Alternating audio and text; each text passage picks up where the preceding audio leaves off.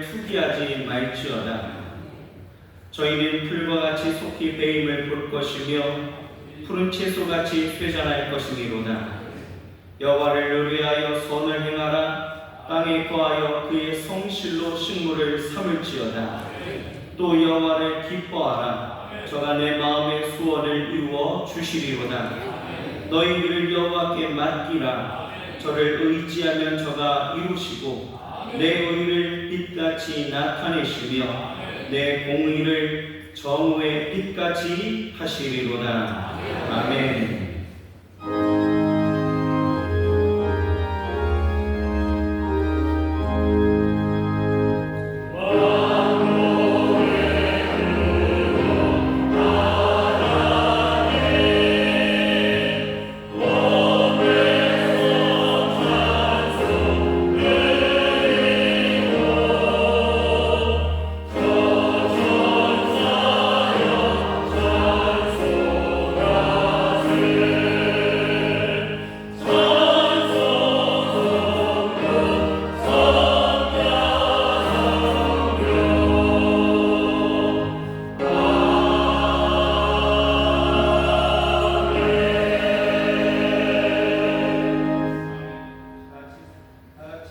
사도신경으로 우리 신앙을 고백하겠습니다.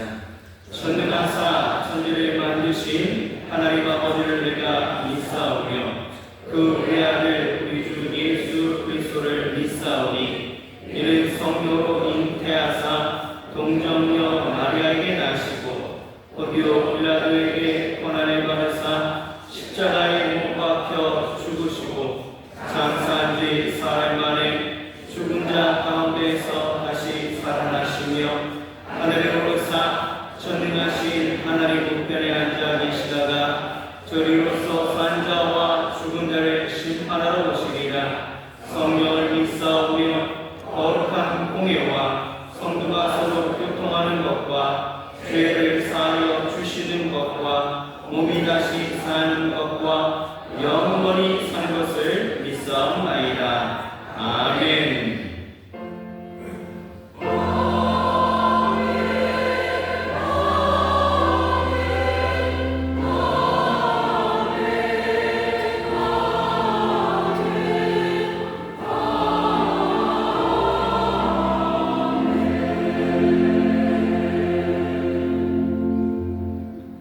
다 같이 찬송가 28장으로 찬송하시겠습니다.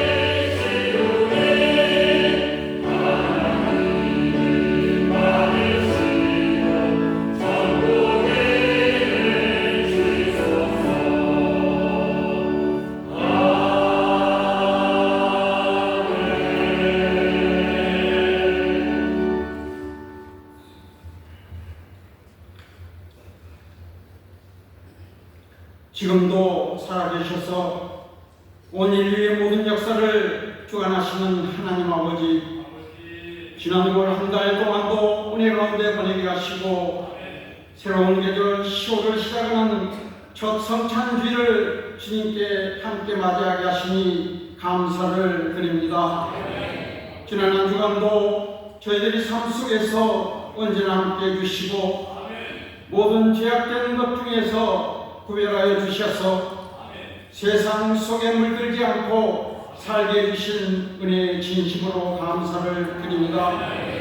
그럼에도 불구하고 또한 알게 모르게 수많은 죄를 짓고 살았던 저희들을 불쌍히 여기사 용서하여 주옵시고 이 시간 십자가의 보혈로 깨끗하게 씻어 주시옵소서. 주님께서 허락하신 절기미처럼 감사로 한 해의 풍성함을 되돌아보며 하나님의 공급하심을 기억하게 하시고 아직도 채워주지 못한 것보다 이미 받은 은혜를 깊이 묵상하는 믿음의 눈을 열어 주시옵소서. 사랑의 아버지 하나님, 이 나라의 민족을 불쌍히 여겨 주시옵소서. 정치적 혼란과 경제적 위기 속에서 국민들의 마음은 흔들리고 청년들과 가장들의 삶은 점점 더 지쳐가고 있습니다. 대통령과 의장자들에게 하늘의 지혜를 주셔서 국민을 위한 바른 정책을 펼치게 하시고 권력이 아닌 섬김의 자세로 임하게 하여 주시옵소서. 또한 경제 회복기를 속히 열어주시고 장기적인 불황 속에서도 성실하게 살아가는 이들의 땀과 눈물이 헛되지 않게 하여 주시옵소서. 무엇보다도 한국 교회가 세상의 빛과 소금의 역할로서 다시 거룩함을 회복하고 이 땅에 소망이 되게 하여 주시옵소서. 사랑의 아버지 하나님, 특히 이번 추석 명절을 통해 가정을 중심으로 신앙 세대를 계승이 이루어지게 하시며 부모는 믿음의 본을 보이고 자녀들은 순종함으로 하나님의 말씀을 배워가게 하여 주시옵소서. 오늘 드리는 이 예배가 단지 명절의 연장선이 아닌 살아계신 하나님을 만나는 복된 예배가 되게 하여 주시옵소서. 여러가지 사정으로 가정에서 드리는 이 시간이 각자의 마음에 성령께서 침임하시는 거룩한 만남의 시간이 되게 하시고 눈으로 보는 것이 아닌 믿음으로 사는 삶을 결단하는 예배가 되게 하여 주시옵소서. 모든 교육자들과 모든 기관들이 협력하여 주님 사역의 손을 이룰 수 있도록 은혜를 베풀어 주시옵소서. 우리가 참으로 귀한 하나님 아버지 영광으로 충만하게 하시고 우리가 마땅히 누려야 할 자녀의 권세와 제사장의 축복으로 충만하게 하여 주시옵소서. 사랑의 아버지 하나님, 오늘도 말씀을 선포하게 하여 강단에 세우신 최영호 담임 목사님을 기억하시어 기름 부음을 충만하게 하시고 능력의 말씀, 영혼의 말씀을 선포하실 때마다 아멘으로 화답하게 하시며 아멘으로 화답하는 자마다 약속된 축복이 가정과 직장과 학업이 차고 넘치게 하여 주시옵소서. 오늘도 예배를 위해 찬양으로 영광 돌리는 예배사역 찬양팀과 각 초소에서 헌신한 모든 손길들을 기억하셔서 예비된 복락을 더하여 주시며 그 피곤한 육체의 참된 평화와 기쁨으로 충만하게 하여 주시옵소서. 행복한 배단이 찬양의 찬양을 기쁘게 받아주시고 모든 회원들도 기쁨과 감사로 찬양드리게 하시며 듣는 모든 성도들에게도 은혜가 충만한 찬양이 되게 하여 주시옵소서. 이 시간 지교와 영상으로 예배드리는 모든 성도들에게도 동일한 복을 주시옵소서. 예배를 마치는 시간까지 성령 함께하여 주시길 원하며 우리를 사랑하시는 예수 그리스도의 이름으로 간절히 기도드리옵나이다. 아멘. 그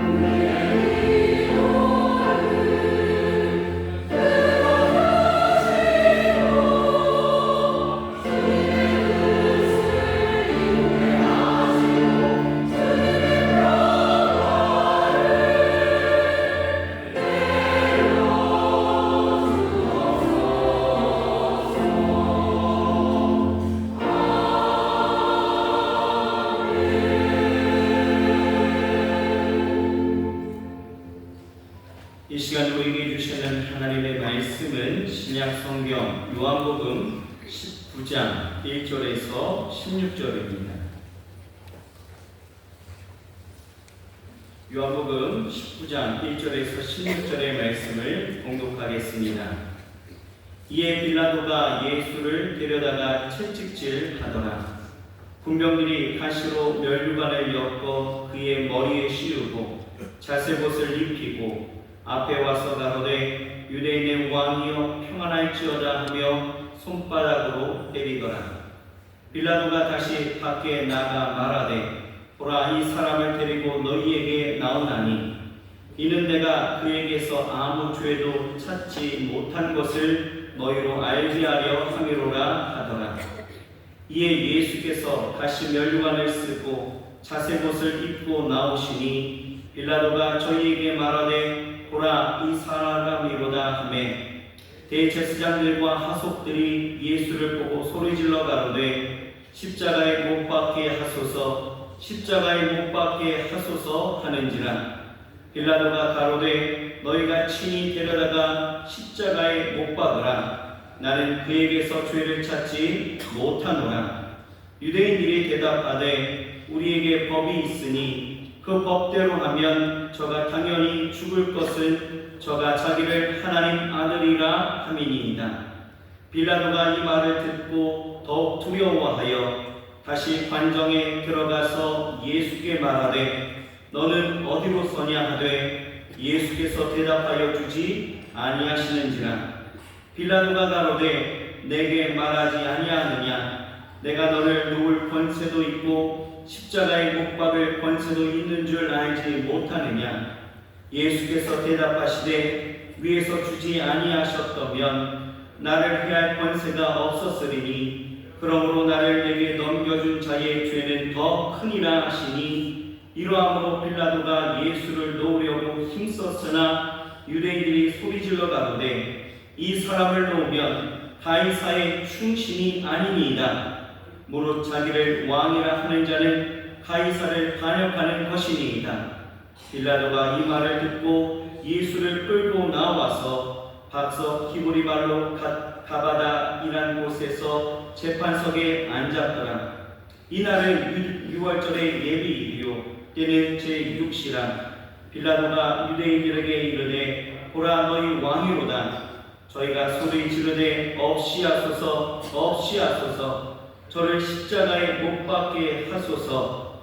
빌라도가 가로되 내가 너희 왕을 십자가에 못 박으랴. 대제사장들이 대답하되 가이사 외에는 우리에게 왕이 없나이다 하니 이에 예수를 십자가에 못 박히게 저희에게 넘겨주니라. 아멘.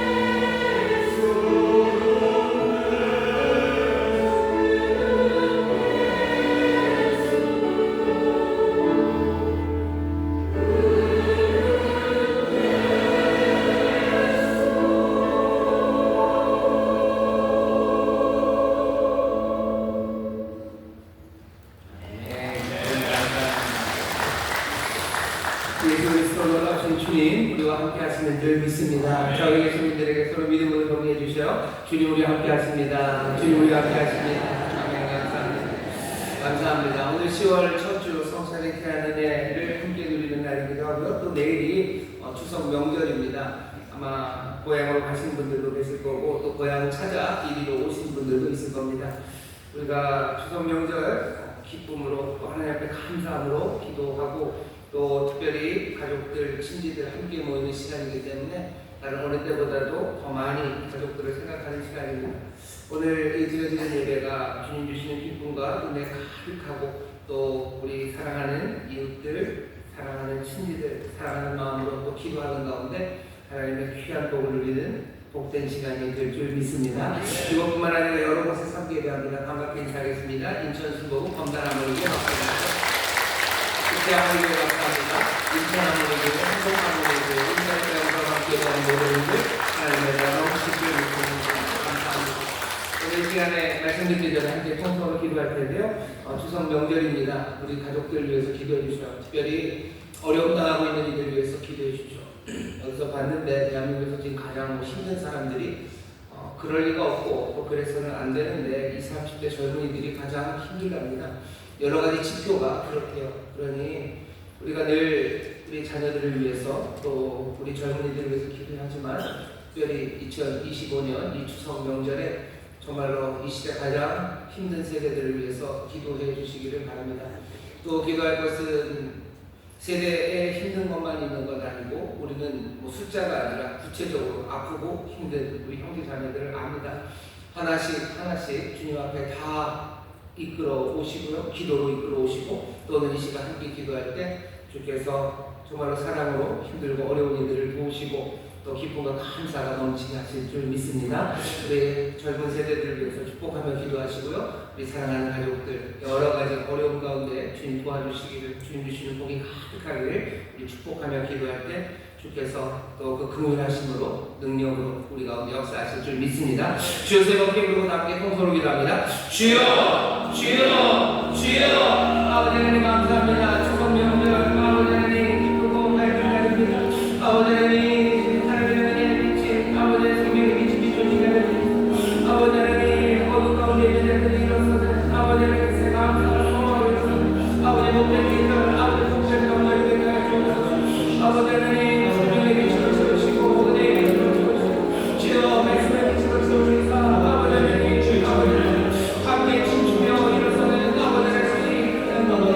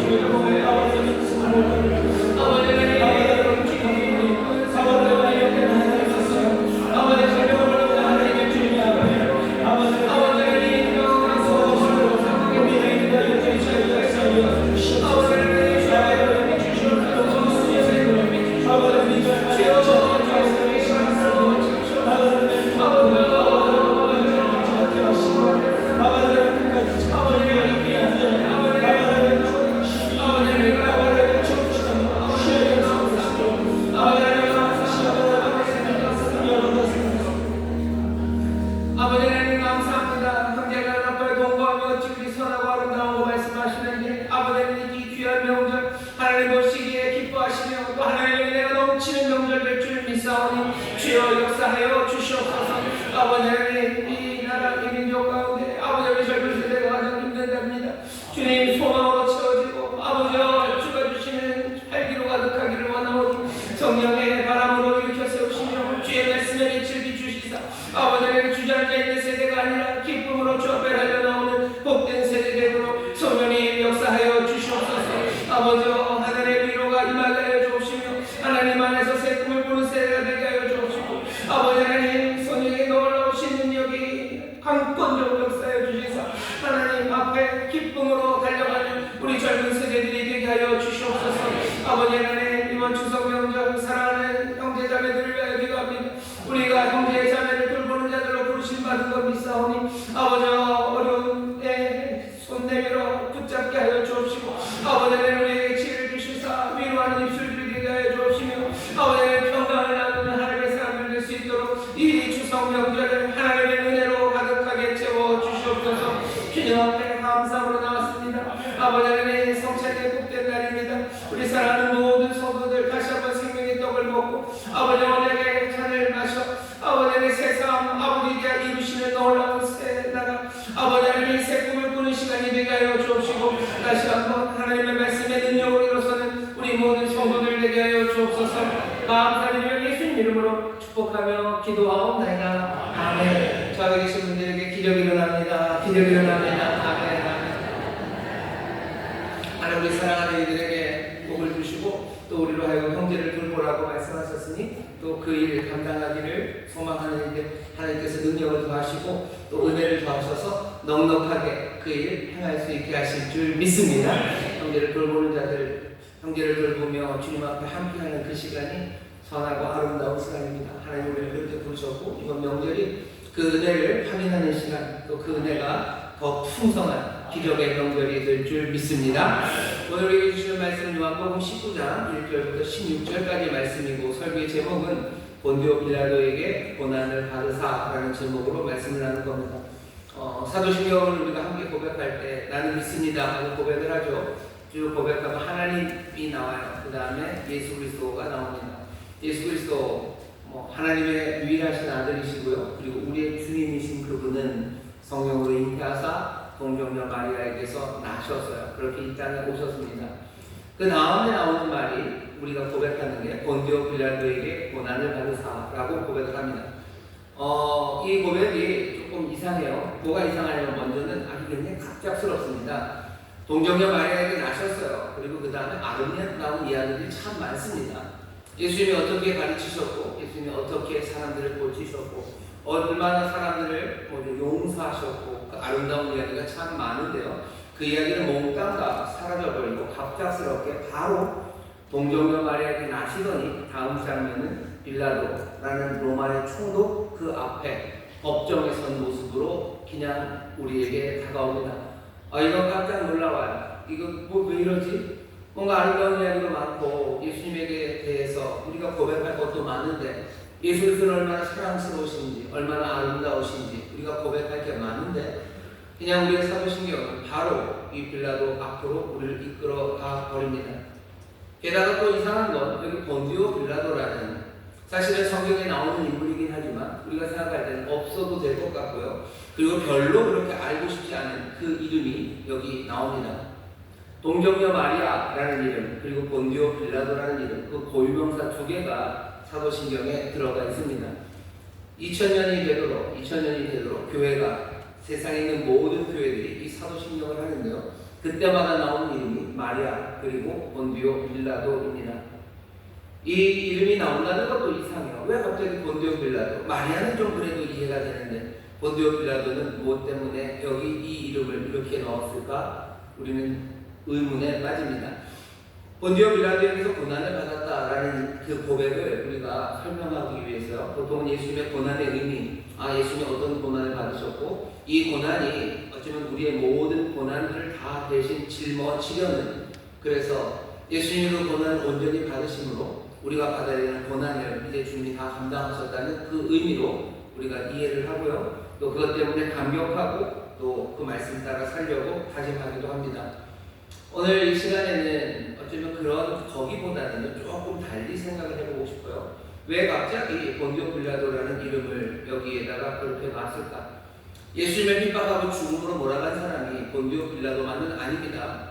본디오 빌라도가 무슨 권한이 있었기 때문에 상징적이긴 하지만 정말로 예수님의 숨을 마지막으로 끊은 사람들, 그 사람들은요 여럿이에요. 뭐 때렸던 사람들, 예수님을 참수했던 사람들, 예수님을 향해서 창을 찔렀던 사람들, 못을 박았던 사람들, 길거리를 다니면서 발로 찼던 사람들, 정신적인 충격이 갈 수 있도록 침을 뱉은 사람들, 온갖 사람들이 예수님의 고난 거기에 참여했습니다. 하지만 예수님 고난 방송에 참여했지만 여기 본디오 빌라도라는 이름만을 구태여 얘기를 합니다. 뭔가 상징적으로 하자면 유대의 대제사장들 아니면 예루살렘의 지도자들 이렇게 얘기하면 돼요. 아니면 그게 아니라 훨씬 더 추상적으로 얘기하면 더 의미가 분명해질 수도 있죠. 예수 그리스도 사람들에게서 고난을 받았다든지 아니면 악한 자들에게서 고난을 받았다든지 아니면 무지한 자들에게서 고난을 받았다 이렇게 얘기하면 될 텐데 굳이 본디오 빌라도라는 이름 그 이름을 씁니다. 왜 굳이 본디오 빌라도라는 이름을 썼을까? 사람들은 그렇게 생각해요. 먼저는 첫 번째 여기 본디오 빌라도라는 사람은요 아주 역사적인 사람입니다. 정말로 로마의 총독이에요. 예수님이 십자가에 달려 돌아가시고 예수님이 이 땅에 살아나셨다는 이야기가 그냥 옛날 한 옛날에라는 이야기가 아닙니다. 무슨 호랑이 담배 피던 시절에 사람들의 기억이 아득한 그 시절에 저 어디 산속 어디서 이루어진 일이 아닙니다. 본디오 빌라도라는 이 로마의 총독은 정말로 로마 역사 안에서 그 자리가 있는 사람이에요. 뭔가 욕심이 많고 하지만 부족하고 늘 그래서 권력을 탐하려고 하고 뭔가 인정받고 앞으로 계속해서 위로 올라가긴 하지만 자기의 욕심에 다 채워지지는 않는 어쩌면 그래서 모두가 다 아는 로마의 지도층이 다 알고 있는 그 사람 본디오 빌라도입니다. 로마 역사의 그 기록에 정말로 등장하는 이 사람의 이름을 사도신경에다 가져다 둡니다. 왜 그렇습니까? 하나님의 계시가 그리고 하나님의 역사가 그리고 우리가 알고 있는 이 예수 그리스도라는 이 분이 그냥 추상적인 분이 아니에요. 이분은 역사적인 분입니다. 역사적이고 이 땅에 살아가셨고 여기 바로 이곳에서 하나님의 구원의 일이 이루어졌음을 다시 한번 확인하는 겁니다. 본디오 빌라도에게 고난을 받으셨어요. 사람들은요 계속해서 역사의 우연성, 역사의 세속성 이런 것들을 피하고 싶어요. 뭔가 초월적이고 추상적인 것 그런 것들을 믿고 싶어합니다. 하지만 우리가 믿는 기독교는 달라요. 우리는 뭔가 추상적이고 고상한 것, 또 그런 것을 추구하는 것과는 정반대로요. 본디오 빌라도에게 고난받으사라고 말하면서 우리의 진리가 아주 철저하게 역사적이고 그리고 세속적임을 우리는 확인합니다. 우리가 믿는 진리는 저 하늘 끝에 있지 않나요? 저 하늘 끝에 있지 않고요. 바로 그냥 이 역사 안에, 이 시간 안에 있습니다. 예수님은 본디오 빌라도에게 고난받으셨어요. 예수님이 걸으셨던 땅은 정말로 우리가 밟고 있는 이 땅이고요. 예수님께서 흘리셨던 눈물은 우리가 흘렸던 그 눈물과 같습니다. 우리 예수 그리스도는 이 땅에 오셨어요. 역사적으로 오셨어요. 어디 다른 데 있지 않습니다. 본디오 빌라도라는 의미, 그 이름을 구태여 여기다 가져다 놓은 어쩌면 첫 번째 이유는 예수님, 그분이 얼마나 역사적이신지, 그러니 그분을 믿는 우리의 믿음이 얼마나 역사적이고 세속적인지를 확인하기 위한 겁니다. 우리의 믿음은 천국 저 하늘, 저 먼 미래에 다 있지 않아요. 우리의 신앙이라는 건 오늘 믿는 신앙입니다. 우리의 믿는 신앙은 오늘 믿는 신앙이에요. 오늘 어디서? 여기서 내가 믿는 신앙입니다. 내가 하나님을 사랑한다는 건 둥둥 떠서 구름 위에서 하나님을 사랑하는 게 아니에요. 내가 형제를 사랑한다는 건 뭔가 그 먼 미래에 뭔가 온전한 완전한 사랑, 그 사랑이 나에게 있기를 바라는 게 아니라 여기 이 시간 안에서 지금 우리 앞에 있는 이 피묻고 그리고 상처나고 못나고 그리고 어쩌면 냄새나는 이 형제를 내가 지금 사랑하는 겁니다. 내가 소망을 갖는다는 건 아무도 건드리지 못하는 영원한 소망 하나가 있다는 게 아니라 바로 여기 이곳에서 내가 소망을 갖는다. 내 엉망이 된 형제, 나를 미워하는 이 형제, 어쩌면 나를 참소하고 내 삶에 어려움을 가져들는 이 형제를 내가 사랑한다는 이야기지. 어느 날 내가 마음이 둥실 떠서요 내 형제를 영원히 사랑하는 그것이 우리의 신앙이 아닙니다. 역사 안에 정말로 이 실제 안에 그리스도가 오셨고 여기 역사 안에서 그리스도가 고난받으셨다는 사실, 그 사실을 우리에게 기억하기 위해서 본디오 빌라도라는 이름을 가져다 주는 겁니다. 우리는 믿음을 계속해서 역사에서 벗어나게 하고 싶어요. 역사에서 벗어나게 하죠. 역사의 현실에 등을 돌리게 만드는 일상적인 삶의 경험, 그것들을 떠나가게 만듭니다. 하지만 그럴 수 없습니다. 그건 기만이에요. 그건 속이는 일입니다. 본디오 빌라도가 예수님을 심판하고 재판하고 나서 죽음에 내어놓고 얘기를 하죠. 이 사람에게서 난 죄를 찾지 못했고 이 재판에서 나는 무죄하다고. 자기는 상관없다고 하면서 세숫대에다 손을 씻습니다. 그럴 수 없어요. 무관할 수 없습니다.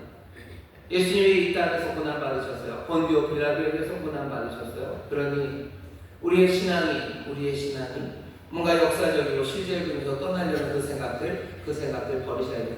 본디오 빌라도에게서 고난받으셨습니다. 예수 그리스도 이 땅에 이 역사 가운데 오셨고 내가 믿는 주님이 그러기에 내가 주님을 신앙하고 주님을 따르는 것도 바로 이 역사 안에서 이 현실 안에서 이루어지는 일입니다. 교회는 본디오 빌라도에게 고난을 받았다고 하며 바로 그 역사적인 인물, 그 인물로 어쩌면 신앙을 한국보죠. 삶에서 떨어뜨리려고 하는 모든 시도들을 다 붙잡아다가 이 땅으로 데려다 놓는 거예요. 예수님 본디오 빌라도에게 고난 받으셨어요. 그러면 다시 말하면 뭡니까? 우리가 예수님 따르며 십자가 진다고 해요. 그 십자가 진다는 것도 추상적으로 생각하는 거죠. 먼 미래에 뭔가 십자가라는 게 있을 거라고 생각합니다. 예수님이 본디오 빌라도에게 고난 받으신 것처럼 우리도 이 땅에서 십자가 지고 이 땅에서 고난의 길을 걸어갈 때요. 뭔가 추상적인 일이 아니에요. 바로 이 역사에서 오늘 바로 이곳에서 내가 십자가를 지는 겁니다. 내가 여기서 고난받으며 걸어가는 거예요. 교회는 본디오 빌라도에게서 고난받으셨다고 예수님이 고난받으시기에 역사임을 이 땅에서 이루어진 일을 고백해요. 그러면서 우리의 신앙도 여기 이곳에서 이루어지는 것을 확인하는 겁니다. 뭔가 멋지게 들리는 예수님, 우리가 알고 있는 예수님은 그런 분 아니에요. 본디오 빌라도에게 고난받으신 분이십니다. 내 신앙도 여기 이 땅에서 주를 향해서 노래하고 내가 여기서 주를 향해서 소망을 품는 겁니다. 본디오 빌라도에게 고난받으심을 고백하는 저와 여러분들 정말로 여기 이곳에서 바로 이 땅에서 주님을 신앙하시고 따르게 되시기를 주의 이름으로 축원합니다. 그게 본디오 빌라도에게 고난받았다고 하면서 그 이름을 가져다 둔 아마 이유일 겁니다. 또 하나 교회가 본디오 빌라도에게 고난을 받으사라고 고백할 때마다 마음에 품었던 생각은 벗어날 수가 없는 게 뭐냐면 본디오 빌라도라는 사람이 누군지 압니다. 본디오 빌라도는 로마의 총독이에요. 그 제국의 총독으로 그 유대 땅을 다스리던 사람입니다. 이 로마의 총독이 펼치는 법정 앞에 지금 예수님이 서는 겁니다. 하나님의 나라 그리고 세상의 국가 그것이 지금 만나고 있어요. 본디오 빌라도의 고난을 받으사 할 때 본디오 빌라도라는 알지 못하는 이름 하나가 아니라 로마의 총독 앞에 선 것, 여기에서 어쩌면 교회가 이 고백을 할 때마다 마음에 담았던 의미 그리고 또 이 고백에서 뭔가 마음에 품었던 생각들을 우리가 읽을 수 있습니다. 국가라는 것, 그것이 불가피합니다. 모든 그리스도인들은요, 그리고 모든 교회는 언제나 국가, 그리고 국가라는 실체가 있는 세계 안에서 살아요. 꼭 그래야만 하는 건 아니에요. 필연적인 진리는 아닙니다만, 그냥 우연적인 진리죠.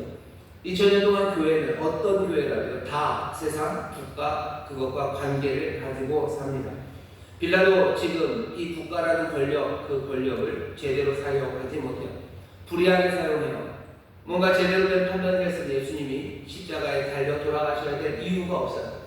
예수님이 무슨 신성 모독을 한 것을 로마를 무슨 전복하려는 것도 아니고, 로마를 해하려는 것도 아니고, 대단하게 음란한 일을 한 것도 아니고, 사람을 죽인 것도 아니고, 예수님이 십자가를 져야 될 아무 이유가 없습니다. 근데 세상에서 가장 잘 만들어졌다는, 지금도 사람들이 많이 따라한다는 이 로마의 법이 아무 죄 없는 이 예수 그리스도 우리 주님을 십자가에 못 박았습니다. 국가라는 게 정의를 이루어야 되는 거고 평화를 만들어 가야 되는 거지만 우리가 보는 건 뭐예요? 지금 여기서 평화 만들지 못해요. 지금 여기서 하는 일은 뭐죠? 진리, 그 진리를 깨뜨리는 거예요. 거짓이에요. 위선입니다. 그리고 기만이 여기에 나타납니다. 속일 뿐만 아니라 뭐죠? 폭력적입니다. 책임을 지지 않아요. 책임지지 않고 손 씻어버리겠답니다.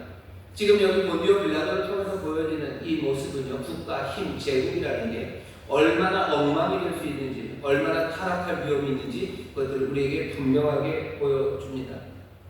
예수님도 이 땅에서 본디오 빌라도 아래서 고난받으셔서 예수님도 그 국가 앞에 섭니다. 교회는 언제나 그 국가라는 실체 그것과 함께 살아갈 수밖에 없습니다. 하지만 국가에 대해서 교회가 가르치는 건 참 놀랍습니다. 뭐라고 가르치냐면 국가의 권력은 하나님으로부터 왔대요. 예수님이 국가의 권력에 그렇게 당하셨어요. 예수님의 제자들이 국가의 권력에 그렇게 당하고 도망가야 합니다. 그런데도 불구하고 국가는 하나님의 권세를 받은 거라고, 모든 권위들은 하나님이 주신 권세라고 그렇게 고백하는 게 기독교예요. 로마서 13장에 들어요. 어떤 권세든지 위에 있는 거 다 하나님이 주신 거다라고 말합니다. 로마에 갔다가 보내는 편지예요. 로마 황제가 있는 그곳, 자기가 왕이라고 하면서 예수님을 총독을 통해서 그 로마의 권력이 우리가 사랑하고 하나님의 아들인 예수 그리스도를 십자가에 못 박고 그렇게 모욕했던 그 나라, 그 왕권에 대해서 교회는 뭐라고 그러죠? 하나님으로부터 그 권세를 받았다고 가르칩니다. 하지만 그것만 있는 건 아니에요. 계시록 13장에 보면 현실에서의 국가라는 건 언제든지 계시록 13장의 괴물처럼 될 수 있습니다. 사람들에게 폭력을 가하죠. 그리고 악한 권세가 될 수 있는 것, 그것이 국가입니다.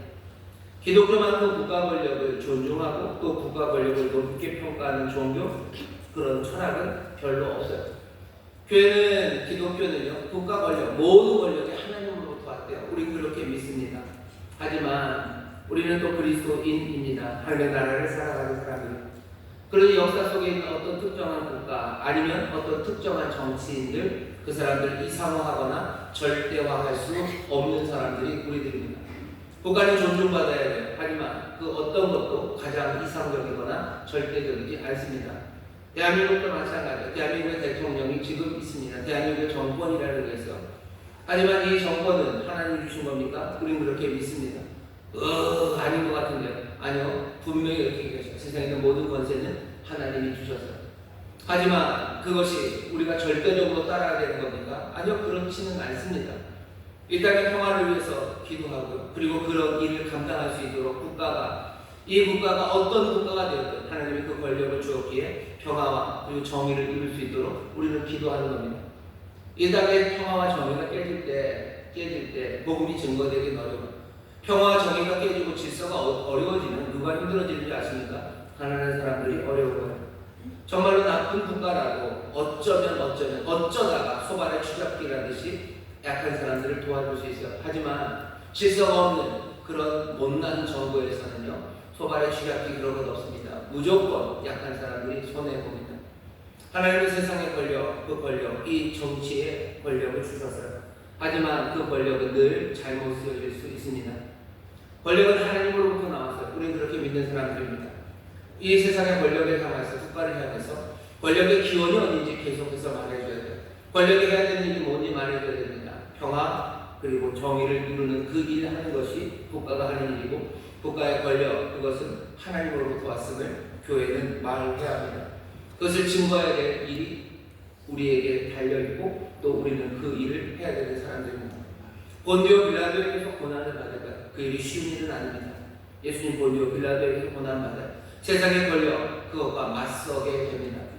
교회는 세상의 권력에 맞섭니까? 네, 맞섭니다. 꼭 적대적으로 맞서는 건 아니에요. 어떻게 맞선다는 건요, 국가, 그것과 우리는 달리 서 있어요. 우리는 하나님 나라를 믿는 사람들입니다. 주의 나라를 믿는 사람들. 대한민국의 헌법 1조는 대한민국의 모든 권력이, 민주공화국의 대한민국의 모든 권력은 국민으로부터 나온대요. 대한민국의 헌법은 그렇게 말합니다. 하지만 우리는 거기에 대해서 아멘 못합니다. 대한민국의 모든 권력은 하나님으로부터 나옵니다. 그게 우리가 믿는 바예요. 민족의 반역자라고 잡아가면 할 수 없어요. 하지만 대한민국의 모든 권력은 하나님으로부터 나옵니다. 그게 우리가 계속해서 해야 되는 말입니다. 왜냐하면 하나님으로부터 나오는 권력, 그것들을 믿지 못하면 대한민국의 모든 권력이 국민으로부터 나온다는 것이 사실은 어떤 것도 선한 길로 우리를 인도해 주지 못합니다. 민주주의라는 게 그렇죠. 권력이 국민에게서 나온다고 하는데 여러분 지금 일어나고 있는 일들을 보세요. 국민이라는 사람이라는 국민에게서 나온다는데도 국민이 누군지를 잘 보시면 어쩌면 뭐 자기들과 생각이 같은 사람들, 같은 당원들, 그 중에서도 아주 여별 당원들, 그 사람들에게서 나오는 것처럼 보여요. 뭔가 국민이라는 이름을 독점한 사람들, 독점하기 위해서 뭘 해도 그것을 가진 사람들, 그 사람들이 권력을 가진 것처럼 보입니다. 당원들의 뜻입니까? 아니면 호도된 국민, 그 국민에게서 권력이 나옵니까? 그럼 거기에 뭐가 좋은 게 있어요? 사람들은 그게 차선책이에요. 그냥 국가의 권력이 국민에서 나온다는 것, 이게 차악이래요. 이것이 어쩌면 차선입니다. 뭐 왕에게 줄 수도 없고 누구에게도 줄 수 없으니 그나마 국민에게 주겠다는 어쩌면 포기하는 말일 수 있어요. 하지만 우리는 그렇게 믿지 않습니다. 정말 선한 것은 권력은 하나님으로부터 하나님으로부터 나오는 권력, 그 하나님의 뜻이 이 땅에서 이루어지기를 찾는 것, 그것이 국가가 해야 될 일이라고 교회는 이 국가라는 실체 앞에, 본디오 빌라도 앞에 그렇게 섭니다. 쉬운 일은 아니에요. 예수님도 본디오 빌라도에게 고난받으셨어요. 교회는 2000년 동안 어쩌면 그 초기에 로마에서 핍박을 받을 때도, 그리고 어쩌면 로마의 비호를 받을 때도 본디오 빌라도에게 고난을 받았다고 말합니다.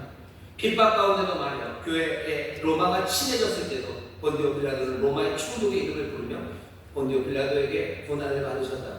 교회가 정말 하나님의 나라가 하나님의 뜻이 이루어지는 세상을 꿈꾸는 이 역사, 이 현실이 정말로 하나님의 뜻이 이루어지기를 바라며 고백하는, 어쩌면 그 일에 충돌이 있고요. 때로는 그 일이 우리를 힘들게 해도 그 뜻을 하나님 앞에 구하고 또 그 길을 걸어가겠다는 고백, 그 다짐이 본디오 빌라도에게 고난을 받으사라는 로마의 총독의 이름을 부르는 그곳에 담겨져 있습니다. 교회는 이 고백을 그런 식으로 사용해서 그렇게를 이해해서 본디오 빌라도의 고난을 받습니다.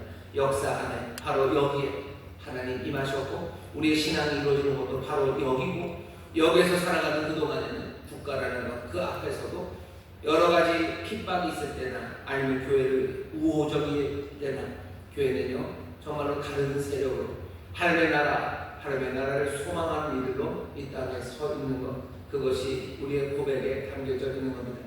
나는 본디오 빌라도에게 고난받으신 주님을 믿어.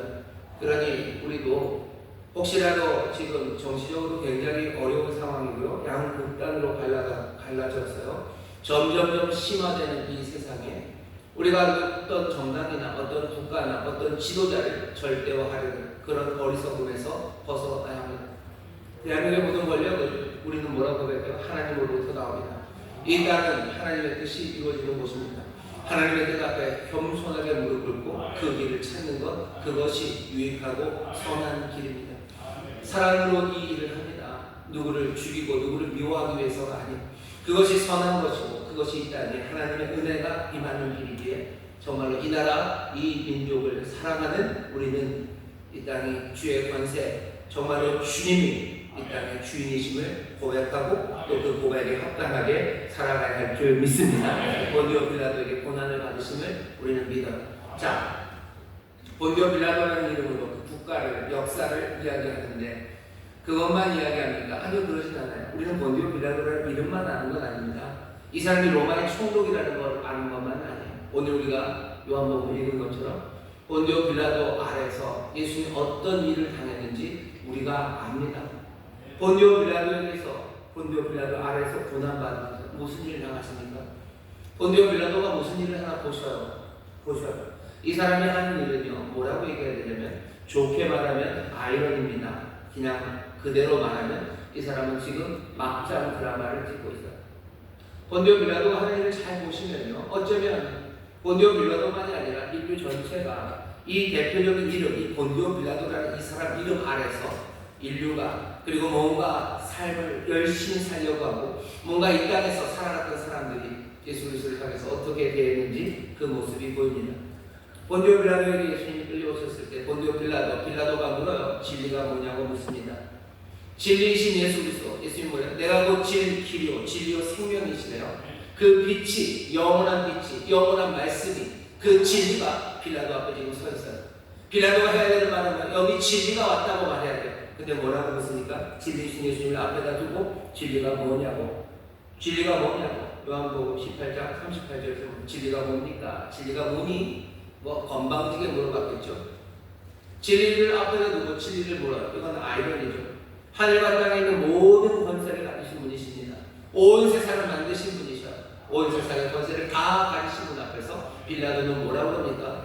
내가 너를 살릴 수도 있고 내가 너를 십자가에 달 수도 있고요. 이건 아이러니죠. 세상의 모든 권세를 가지신 앞에서 자기가 권세가 있다고 얘기합니다. 세상을 심판하실 하나님이셔. 심판주로 오실 그분이셔. 근데 그분을 어떻게 해요? 그분을 심판하고 모욕하고 누명을 씌우고 그리고 매질을 합니다. 빌라도에서 고난을 받는다는 이야기가 도대체 뭔지 보세요. 이건 아이러니예요. 이건 막장 드라마입니다. 지금 여기 우리가 읽은 이 본문에서 보여지는 거 빌라도에서 고난받는다는 이야기, 그 이야기가 얼마나 이상한 막장인지 보세요. 인간에게 고통당하는 하나님이에요. 빌라도에게 고난받으신 분은 누굽니까? 예수 그리스도, 하나님의 유일하신 아들이에요. 우리 주님이셔요. 영원하신 하나님 아버지, 영원하신 성자, 지금 본디오 빌라도에게 매질당하시는 빌라도 아래서 지금 모욕당하고 계십니다. 인간에게 고통당하는 하나님, 그것도 이상한데 더 이상한 건 뭡니까? 하나님을 매질하는 인간들입니다. 하나님을 때리는 인간들이에요. 이게 본 적이 있습니까? 하나님을 때리는 인간, 그리고 사람에게 얻어맞는 하나님, 이런 걸 본 적이 있나요?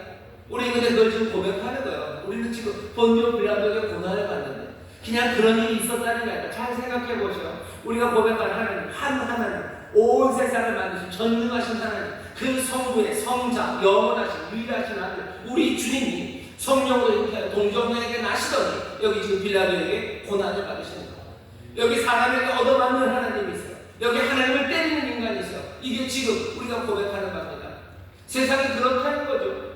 하나님에게서 하나님을 때리는 인간들, 그리고 또 사람에게 얻어맞는 하나님, 그게 지금 우리가 말하는 거예요. 우리가 고백하고 있는 이 내용이 얼마나 역설적입니까? 얼마나 말도 안 되는 이야기, 어쩌면 충격적인 이야기를 우리가 지금 하는 겁니다. 세상에 이야기들이 많아요. 이야기들이 많습니다. 여러분들 그런 이야기 들어보셨죠? 신이 인간을 때려요. 신이 인간을 압제하는 이야기, 그런 이야기를 들어보셔요. 그런 이야기들은 무자비하죠. 정말로 짜증나죠. 그리고 뭔가 불길합니다. 세상에 있는 가장 강력한 신이 인간을 때리고 인간 압제하는 이야기들, 어쩌면 우리 마음에 울분을 끌어오르게 하지만 울분을 내놓을 수 없는 그 불길한 이야기들. 우리가 아는 이야기는 또 뭐가 있어요? 인간이 인간을 압제하는 이야기입니다. 사람이 사람을 압제하는 이야기. 어쩌면 그 너무 흔해서 하찮아져 버린 이야기예요. 별것도 아닌 따분한 이야기처럼 들립니다. 하지만 여기 우리가 어쩌면 들어볼 수도 없고 상상할 수도 없는 인간이 신을 압제하는 이야기, 사람이 하나님을 때리는 이야기, 사람이 하나님을 어떻게 찢어버리는 이야기, 지금 우리가 그 이야기를 읽고 있는 거예요. 이야기는 거기서 끝나지 않아요. 이런 아이러니로 끝나지 않고요. 그렇게 찢고 때리더니 거기 찢기시고 얻어맞은 바로 그분이 우리의 구원자시고 또 참 인간이심을 발견하는, 어쩌면 우리는 상상할 수 없는 이야기, 그 이야기를 지금 듣고 있는 겁니다. 본디오 빌라도에서 고난을 받으신대요. 어제도 그랬어요. 그리고 오늘도 그러고 내일도 그럴 겁니다. 이 현실 안에서 이루어지는 일, 그 일, 매일같이 삶의 자리에서 이루어지는 그 일은요, 하나님과 인간 사이의 막장극입니다. 우리가 고백하는 바요, 막장극이 매일 일어납니다. 하나님이 우리에게 진리로 임하셨는데 우리는 우리가 진리라고 우기며 하나님의 진리를 무시해요. 하나님은 우리에게 이것이 생명의 길이라고 말하는데 우리는 그것을 집어 던지고서요, 그게 아니라 이게 생명의 길이라고 말합니다.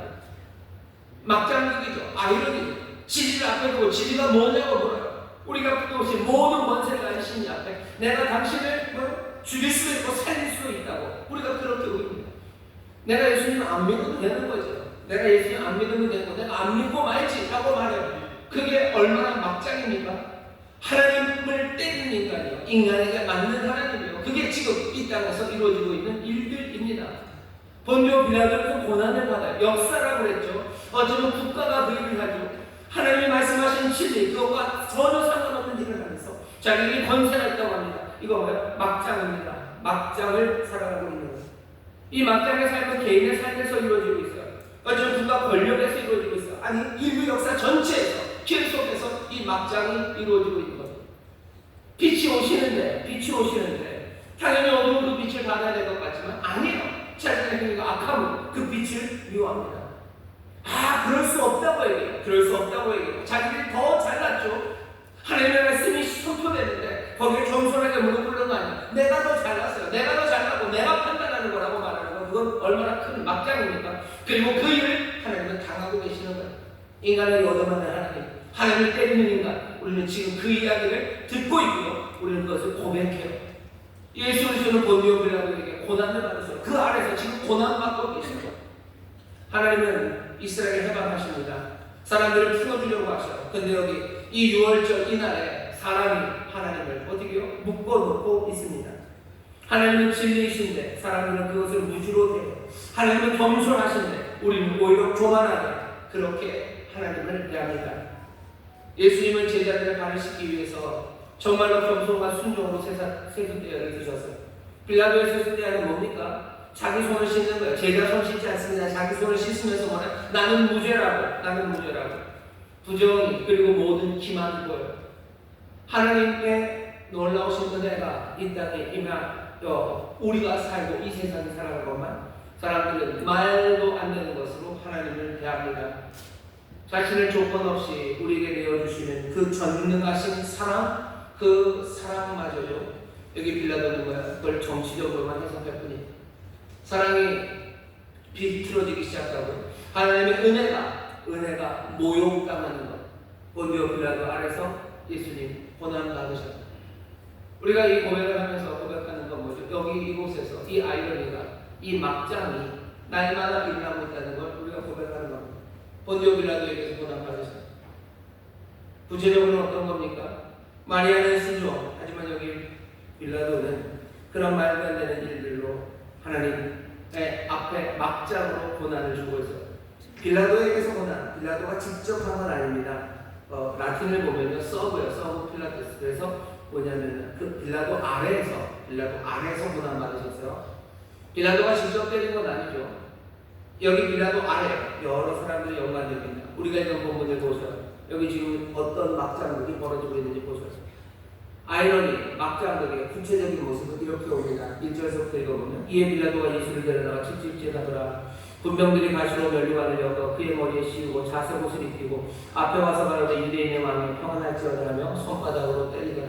지금 무슨 일 합니까? 때려요. 채찍으로 때립니다. 아시는 것처럼 로마의 채찍 끝에는 쇠구슬, 쇠뭉치들 아니면 동물 뼈들 이런 거 달려있어요. 그래서 그 채찍으로 때리면 그냥 쾅쾅 와서 맞는 겁니다. 채찍으로 맞으면 얼마나 많이 아파요. 채찍이 파리채나 총체적 정도 된다고 생각하지 마세요. 근데 쇠뭉치들 달려있고 동물 뼈들 달려있어 맞고 긁어내면 그냥 뼈가 부러지는 아주 둔탁한 소리들, 그리고 긁어내는 찢어지는 소리들이 들립니다. 예수님 채찍에 맞으십니다. 가시 면류관, 그 면류관으로 쓰셔. 머리에 상처 가득하고 그리고 사람들을 조롱합니다. 유대인의 왕이라고 놀려요. 평안할지어다 샬롬을 말하고 유대인의 왕이라고 부르면 손바닥으로 때립니다. 무슨 주먹으로 제대로 한 방 날리는 게 아니에요. 손바닥으로 톡톡 치는 거죠. 지금 뭐 하는 거예요? 조롱하고 멸시하는 겁니다. 예수님 여기서 조롱당하고 멸시당하셔요. 로마의 군병들은 지금 예수님 먹잇감처럼 보는 거예요. 뭐 이렇게 갖다 놓으면 뭐 고양이나 아니면 호랑이가 생쥐 툭툭 치듯이 갖고 노는 거죠. 갖고 놀려요. 먹잇감이 됩니다. 하나님의 사랑이 먹잇감이 돼요. 하나님의 겸손이 먹잇감이 돼요. 하나님의 생명이 먹잇감이 됩니다. 조롱당하는 것. 사랑이 조롱당하는 경우를 많이 봅니다. 겸손이 조롱당하는 경우를 봅니다. 자기 자신을 내어주시는 하나님의 흑진하신 사랑이 조롱당하고 먹잇감되고 그리고 찢어 배겨지는 것들 우리는 봅니다. 아이러니예요. 그리고 막장입니다. 하나님의 사랑이 그렇게 놀림당해요. 어쩌면 하나님의 사랑을 닮아서 겸손하게 그 사랑을 베풀고 오래 참고 진리와 함께 기뻐하고 끝까지 소망하고 견디는 사람들 먹잇감이 됩니다. 그리고 놀림감이 됩니다. 세상이 그렇습니다. 막장이에요. 그리고 아이러니. 어떻게 그렇습니까? 놀라운 사랑 장을 내어주시는 그 긍휼함을 감사함도 받아도 모자랄 것 같은 그 사람들은 어떻게 해요? 그냥 놀리고 놀림감으로 만들어요. 하나님 말씀이 우습죠. 하나님 말씀대로 사는 사람들이 우습죠. 하나님의 은혜, 변치 않는 사랑, 끝없는 용서가 우습죠. 그러니 아무것도 아닌 것처럼 그렇게 취급당합니다. 본디오 빌라도 아래서 예수 그리스도 고난 받으십니다. 놀림 당하죠. 그 다음 보시면 또 이렇게들 합니다. 6절 보면 대제사장들과 하석들이 예수를 보고 소리질러 가로되 십자가에 못 박게 하소서, 십자가에 못 박게 하소서. 한 번이 아니라 계속 십자가에 못 박으로 외칩니다. 그러면서 죄를 찾지 못하겠다는 빌라도에게 7절입니다. 유대인들이 대답하여 우리에게 법이 있으니 그 법대로 하면 저가 당연히 죽을 것은 저가 자기를 하나님 아들이라 함이니이다. 십자가에 못 박으라고 계속해서 외치고요. 그 다음에 뭐라 그래요? 이 예수는 죽을 죄를 졌대요. 우리의 법에 죽을 죄, 하나님의 아들이라고 그랬대요. 이거 완전 거짓말입니다. 하나님의 아들이라고 주장하는 말씀하시는 예수님은 예수님만 그런 건 아니에요. 그 아들 왕들 하나님의 아들이라고 불려질 때가 꽤 많았어요. 하나님의 아들이라는 건 그런 의미죠. 하나님이 선택하셨다는, 하나님이 택하셨고 하나님이 보호하셔서 뭔가 특별한 일을 맡겨준 사람들, 그래서 하나님과 굉장히 친밀한 사람들, 보통 왕들입니다.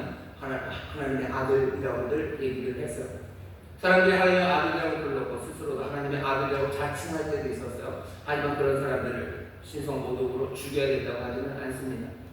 하나님의 여호와의 이름을 망령되이 일컫는 자는 분명히 죽는 게 맞아요. 하지만 하나님의 아들이라고 하셨다는 게 그 정도는 아닙니다.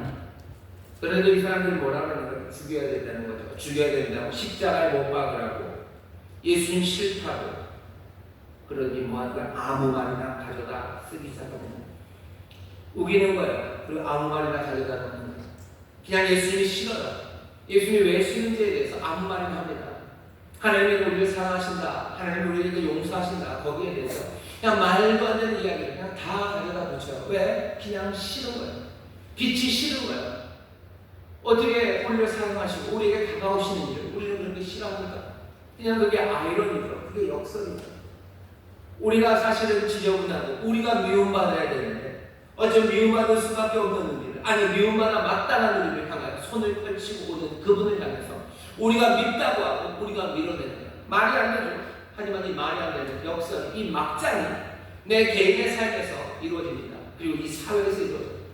무너진 세상을 고치시겠다고 오시는데, 어두운 세상에 빛을 비춘다고 오시는데 그것들을 밉다고 밀어내는 거예요. 소리 지르는 거예요. 십자가에 못 박으라고 소리 지르는 거예요. 악다군을 쓰면 아무 말이나 거기다 해야 됩니다. 사랑과 경성, 그리고 그 생각, 그것을 싫다고 말해요. 정체가 뭐냐고 이제 묻죠. 빌라도가 어디로 써냐 묻습니다. 예수님 대답 없어요. 그랬더니 10절에서 뭐라 그럽니까? 나는 너를 죽일 수도 있고 살릴 수도 있다고 협박합니다. 내가 주도할 수 있다고 생각해요. 내가 믿을 수 있고 내가 안 믿을 수 있다고 예수님의 권세는 무시당합니다. 당연히 영접받아야 될 그분이, 아니 영접받는 게 마땅한 그분이 지금 배척당해요. 뭐 때문에?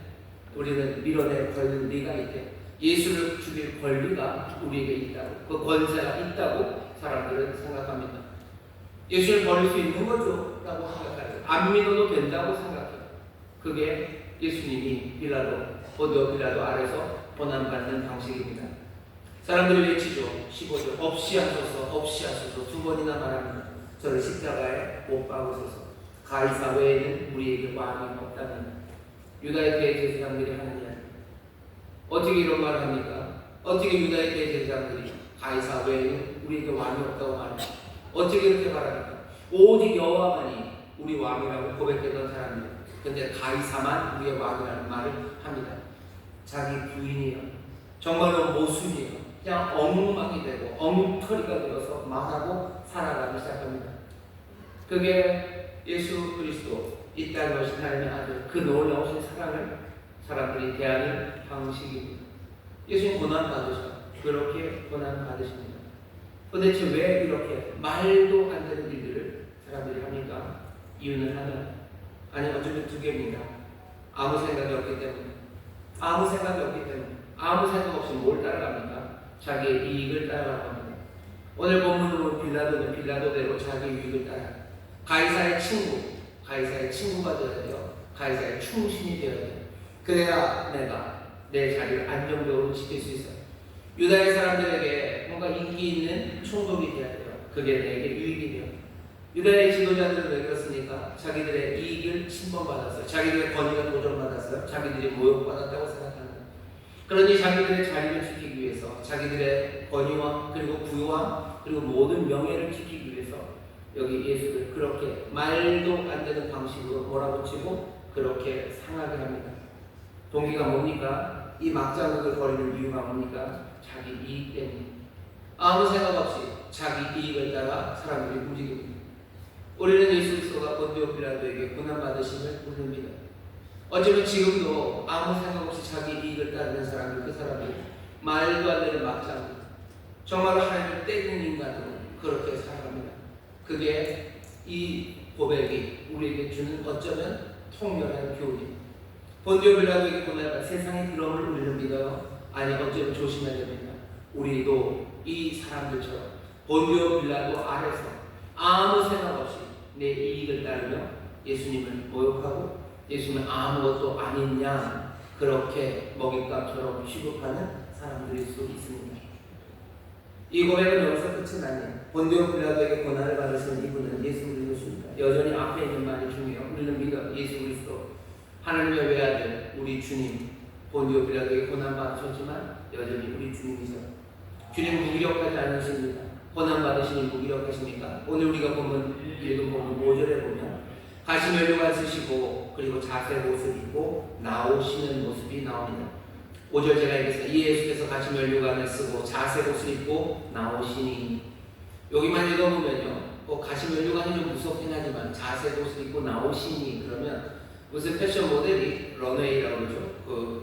무슨 길에 나오는 것 같아요. 자색 옷 입으시고 면류관을 쓰시고 예수님 나오십니다. 얻어맞아서 그래서 상하고 찢기셨지만 여기 요한은 그냥 그렇게 써놨어요. 끌려 나왔다고 하지 않아요. 빌라도는 끌어냈다, 자기가 끌어냈다고 하지만 5절에서 요한은 그렇게 안 합니다. 예수님이 나오셨대요. 무기력하게 지금 끌려 나오시는 건 아닙니다. 수동태 아닌 능동태요. 스스로 나오십니다. 마치 그 모습을 보여주려고 오신 것 같아요. 면류관 쓰시고 그리고 자색옷, 왕을 상징하는 그 옷을 입으시고 예수님 나오십니다. 사람들은 빌라도는 아무것도 아닌 양 취급하고 짓밟지만 우리에게 분명히 보이시는 건 예수 그리스도가 보입니다. 아니 예수 그리스도는 우리에게 예수 그리스도 그 왕, 그 구원자로 우리를 위해서 모든 것을 내어주시는 바로 그 어린 양으로 우리 앞에 서시기를 원하십니다. 여전히 본디오 빌라도에게 고난받으시는 그분은 예수 그리스도 우리의 왕이십니다. 우리가 읽은 부분 또 보면 없이 하라고 15절에 사람들이 외쳐요. 저희가 소리 지르면 없이 하소서 없이 하소서. 여기 없이 한다는 헬라어 단어가 아이로입니다. 아이로란 없이 한다는 건 가져간다는 거예요. 가져가 치워버리라는 거예요. 가져간다 가져가라고 얘기해요. 예수님 제거하라는 이야기죠. 하지만 이 아이로라는 단어가요 그냥 사람들을 울리는 게 있어요. 뭐냐면 지금 6월절입니다. 어린 양이에요. 요한복음 1장 29절로 요한이 세례요한이 그렇게 되고 보라 세상 죄를 지고 가는 하나님의 어린 양이에요.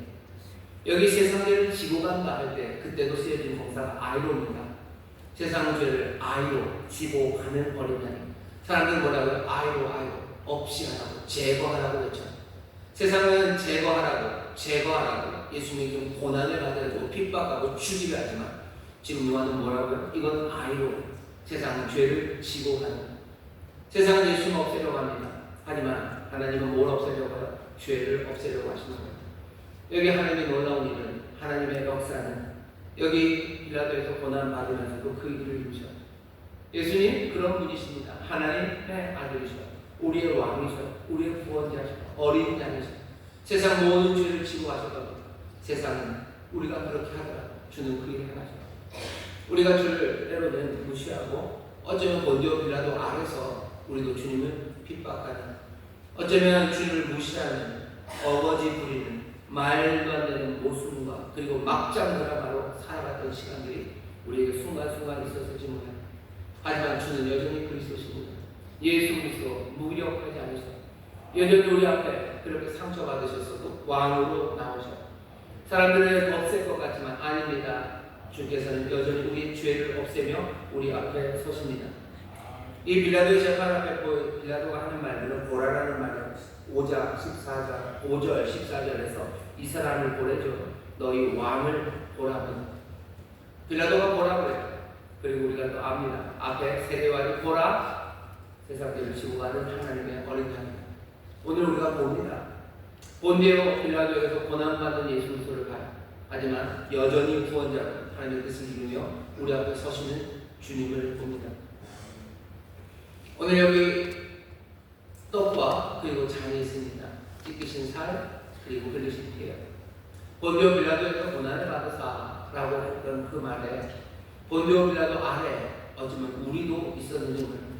여기 찢겨진 살 그리고 이 흘리신 보혈에 어쩌면 어느 정도는 내 채찍질 하나 내가 무시하고 내가 막장으로 살았던 내 삶이 여기에 있는지도 모릅니다. 하지만 여전히 주께서는 정말로 예수 그리스도로 세상 죄를 지고 가는 어린 양으로 그리고 그 영광과 아름다움으로 우리 앞에 서셔요. 오늘 우리의 모든 죄를 지고 가실 겁니다. 우리의 모든 죄의 결과를 지고 가실 거예요. 본디오 빌라도에게서 고난받으심을 우리가 믿습니다. 그러니 어떻게 하셔야 돼요? 우리는 다시 한번 결심해야 되죠. 내가 이제 주를 핍박하는 그 사람들처럼 말도 안 되는 내 욕심과 내 유익 때문에 아무 생각 없이 정말로 막장으로 살고 정말로 본디오 빌라도 그 어리석음으로 살았던 내 삶이 그쳐지고 정말로 그리스도를 그리스도로 인정하고 주님 앞에 겸손과 순종으로 따르고 정말로 마리아가 됐던 것처럼 아멘으로 살아가고 그렇게 새롭게 결심하고 결단할 때 우리의 고백, 그 고백의 능력이 정말로 우리 안에 역사에서 예수 그리스도 그 귀하신 구원을 그 사랑을 우리 안에 가득 채우시는 놀라운 은혜 누리게 하실 줄 믿습니다. 기도하겠습니다. 하나님 감사합니다. 본디오 빌라도의 고난받으신 주님, 오늘 여기 여전히 세상 모든 죄를 지고 가시는 우리 주 예수 그리스도를 봅니다. 우리의 모든 죄와 죄의 결과를 아버지 그로 인하여 우리가 당해야 될 모든 고난들을 다 고난 받으심으로 담당해 가시는 줄 믿사오니 주여 오늘 이 성찬에 참여하는 하나님의 사람들 본디오 빌라도에게 고난 받으심을 믿으며 우리가 가슴을 치며 회개하며 다시 한번 아버지 하나님 정말로 우리의 삶이 진리 안에 그리스도 안에 그 겸손과 순종 안에 아멘으로 살아가기를 결단하는 우리 모두가 되게 하여 주옵소서. 감사드리며 예수님 이름으로 기도하옵나이다. 아멘. 함께 성찬에 참여할 겁니다. 조용히 눈을 감아주시기 바랍니다. 내가 너에게 전한 것은 주께 받은 것이니 곧 주 예수께서 갚으시던 밤에 떡을 가지사 축사하시고 떼어 가라사대 이것은 너희를 위하는 내 몸이니 이것을 행하여 나를 기념하라 하시고 식후에 또한 이와 같이 잔을 가지시고 가라사대 이 잔은 내 피로 세운 새 언약이니 이것을 행하여 마실 때마다 나를 기념하라 하셨으니 너희가 이 떡을 먹으며 이 잔을 마실 때마다 주의 죽으심을 보실 때까지 전하는 것이니라. 사랑과 내가 말씀 아버지 감사합니다. 오늘 여기 주께서 다시 한번 우리 앞에 나오십니다.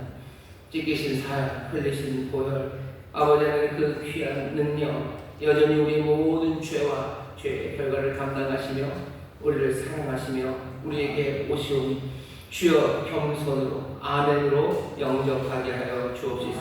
우리 안에 정말로 엉망으로 살아가는 삶 아니라 진리 안에 거하며 정말로 성령님 따라 살아가는 하나님의 귀한 자녀들 되게 하여 주옵소서. 감사드리며 예수님 이름으로 기도하옵나이다. 아멘. 저희와 이룩하시길 자물고 함께 성찬에 참여하실 때 하나님의 놀라우신 은혜 주의 복이 우리 가운데 있는 줄 믿습니다.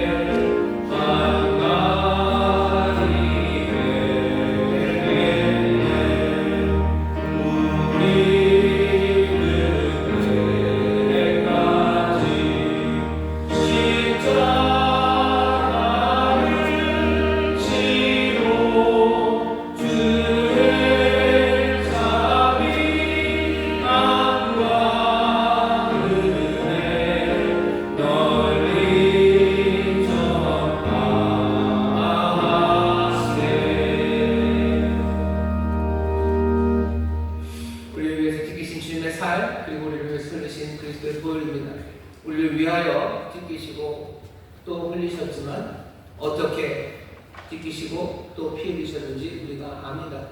이 시간 우리 기도하실 때 정말로 우리를 위하여 십자가 지시고 우리의 죄를 지고 가셨으니 우리가 자유함을 누리게 하시며 하나님의 백성으로 살아가게 하시라고 기도해 주시고 어떻게 상하셨는지 이제 압니다. 우리의 막장 드라마가 그쳐지기를 원하고 주님 앞에 겸손한 순종으로 아멘으로 살아가고 주님을 존중하고 공경하며 살아가기 원합니다. 성령님 우리를 도와주옵소서. 주여 세 번 기울이시고 우리 함께 통성으로 기도합니다. 주여 주여 주여 아버지 감사합니다. 우리가 지고 아버지의 세상 아버지의 아버지의 엄마로 돌아가시는 아버지의 우리가 맡겨놓은 아버지의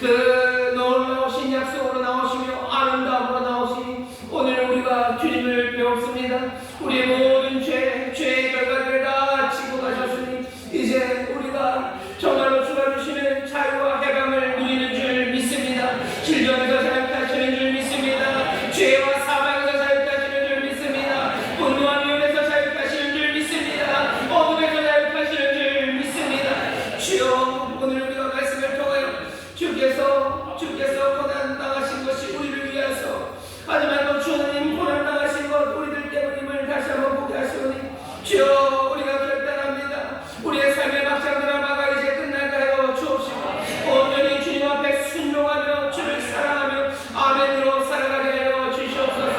우리의 삶이 더 이상 어리석은 본디오비라도 아니라 아버지의 말에 삶을 살아가게 하여 주시옵소서. 그리스도를 향한 경외함과 아버지의 아멘으로 살아가기를 원하오니 성령이 우리를 인도하여 주시옵소서. 감사드리며 예수님 이름으로 축복하며 기도하옵나이다. 아멘. 저희 계신 분들에게 주님 우리 죄를 다 지고 가셨습니다. 주님 우리 죄를 다 지고 가셨습니다. 다시 하시죠. 주님 우리의 고난을 다 지고 가셨습니다. 주님 우리의 고난을 다 지고 가셨습니다. 자유하시고 우리의 삶에 정말 본디오빌라도 아래서 주님 고난 주는 그런 삶 아니라 그리스도 안에 살아가는 저와 여러분 되시기를 주의 이름으로 축원합니다. 찬송합시다. 찬송가 495장 내용은 총이고 우리 1절만 마음을 다해 찬송하시고 준비한 예배 기쁨으로 드리겠습니다.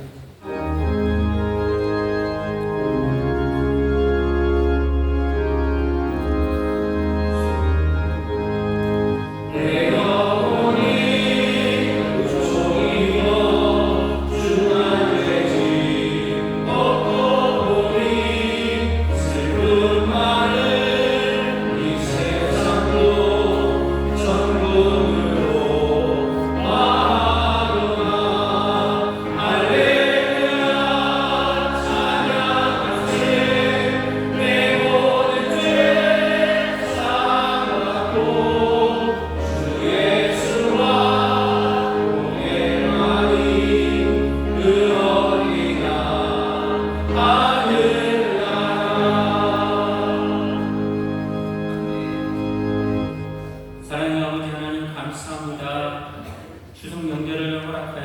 주시고 또 10월 첫째 주 주일 일부 예배 성찬 예배로 저희를 불러주시니 감사합니다. 저희들이 드리는 예배를 받아주시니 더욱 감사드립니다.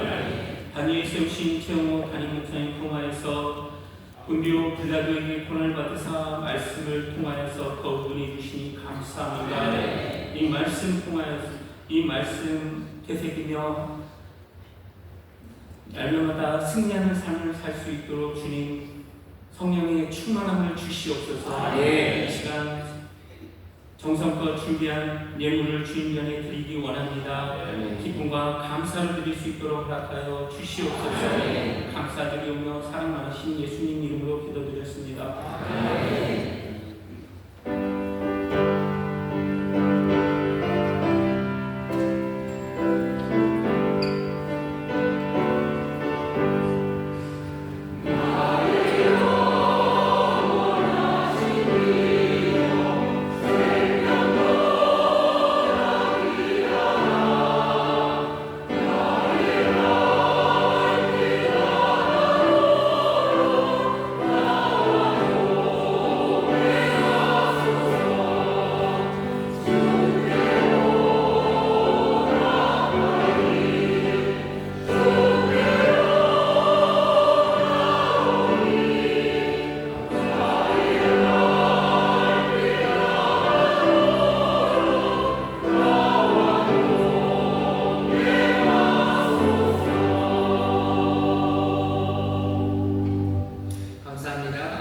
추석입니다. 벌써 가족들과 함께 즐겁게 모인 분들도 계실 텐데요.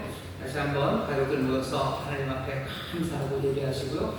또 우리 조상들, 할아버지, 할머니, 또 아버지, 어머니 이야기들 하시고요. 추석 명절이 그런 날입니다.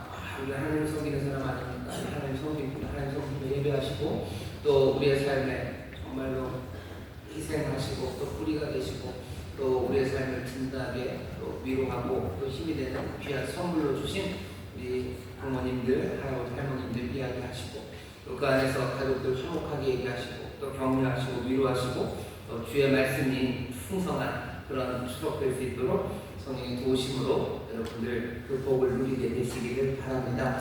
다시 한번 이번 한가위가 정말 한 은혜를 누리는 복된 한가위가 될 줄 믿습니다.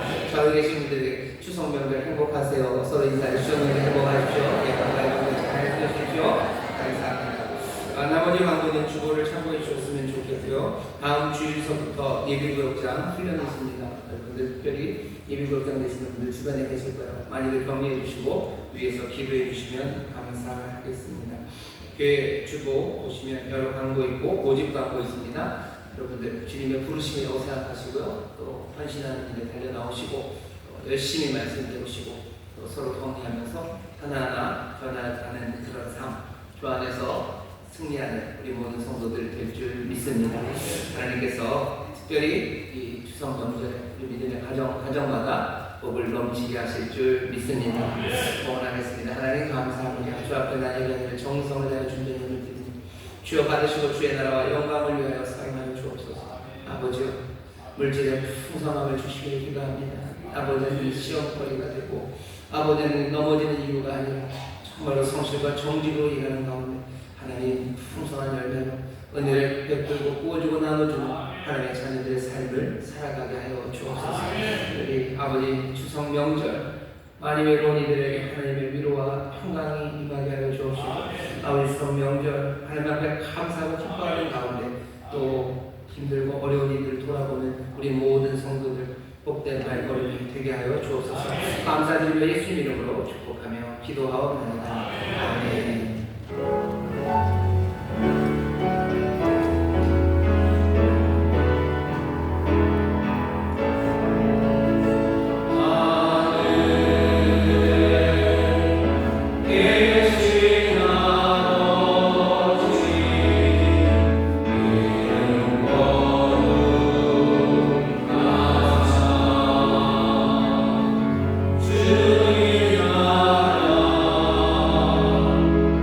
주님 나라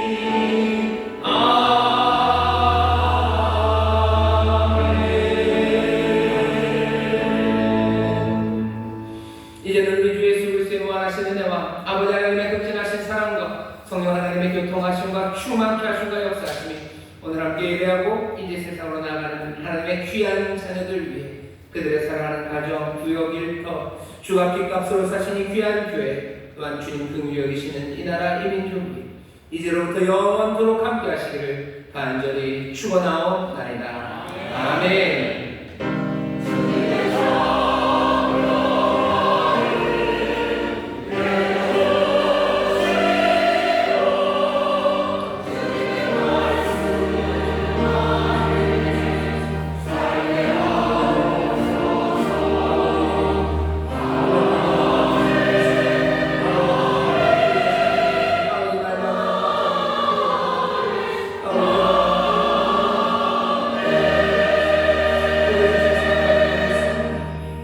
예배를 하신 하나님 감사하고 박수를 드립니다. 평안히 가십시오. 주님 함께 하십니다. 승리하시고 다음 주 기쁨으로 예배하겠습니다.